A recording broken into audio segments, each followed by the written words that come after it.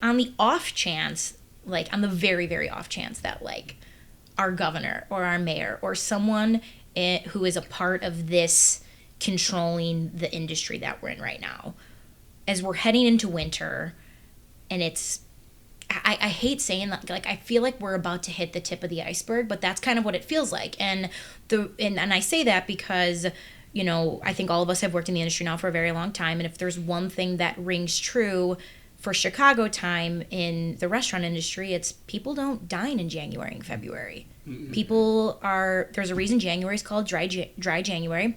People have spent all their money in December. They've maxed out their credit cards, so eating out is a luxury, not a necessity. Yeah. And it's, you know, we get polar vortexes. Like, it's negative 20 degrees at times. So, like, no one's leaving their house. With outdoor dining, exactly. So would you want, you know, our people, especially, like, our government to know of, like, what they're doing to this industry right now that we're in?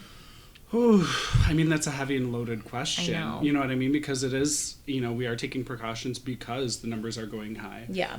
One thing that I think that should be known is that I don't think a lot of the transmission happens in restaurants, you know, because the thing is there are a lot of people having people over at their own personal houses for, you know, gatherings and whatnot. Yeah. And where we're required by law to follow all these mandates and, you know, have all these sanitation practices and whatnot, you know, the houses, they can kind of do whatever they want. Clint, what about you, though? Like, seriously, on the off chance that someone hears this that, like, has any power, like, what would you want them to know? I mean, like, kind of like to follow up what he said, like, I feel like there's, I mean, this is like a real and true, like, trying time. Like, this is a real thing going on right now.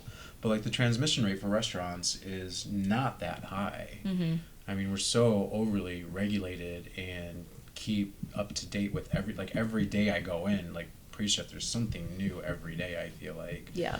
And, I mean, I feel like as far as, like, Let Us Entertain You, I feel like they'll be fine because they're so huge. I'm just more worried about, like, the mom and pop things. Like, everything around me in Bucktown, Toast has closed both their locations. Oh, Mindy's wow. Hot Chocolate is I think she's been in the process of branding or reconcepting her restaurant, but it's closed and she's gonna open more like a quick counter kind of thing. Yeah. So people are just like scrambling, trying to figure out how to save their businesses, and it's just all these small places like the quesadilla place on Western that I like to go to. Not there anymore. Yeah. There's all these small places that are not surviving. Yeah.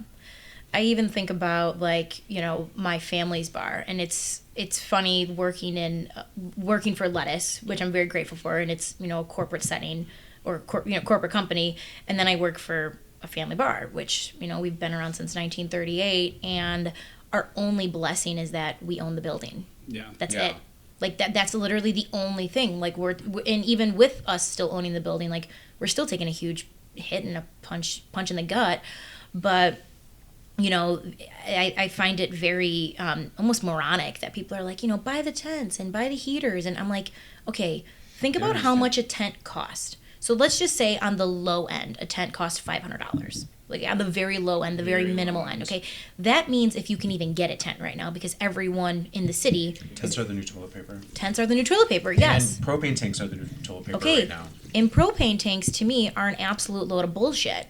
Because I know I served one night at Portofino, and we had 5 or 4 propane tanks. Unless you are literally holding that thing like you're fucking riding a pole like a pole dancer, you're not getting heat. No. The wind off the river. It aesthetically looks pleasing, and that's about it. So it's like, why am I going to buy a tent? Why am I going to buy a propane tank? Why am I going to buy the gas for the propane tank when the gas only works for, I think it's like 5 hours. Like, it's not even very long. Mm-hmm. So is all of that cost going to outweigh how much money we bring in as a corner tavern?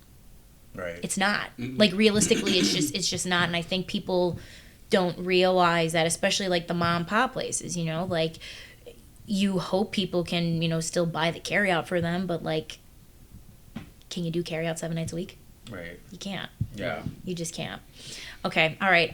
So guys, I guess the point of this message is we're heading into these kind of crazy times ahead. So just, you know, it sounds crazy, but like be very meticulous about where you're putting your money towards maybe right now, and like support those places that really mean a lot to you, especially if you want to be there. If you want them to be there next year, like you need to show them that you care.